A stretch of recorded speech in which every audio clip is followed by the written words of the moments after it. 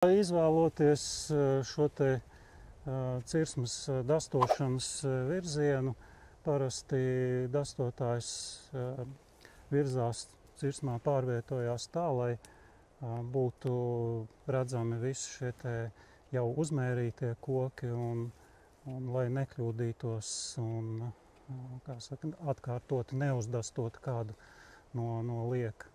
Nu, tā teikt, no vienas puses, ja tu nāc, tad tu arī redzi, ka okay. Jā, bet ir dažādi.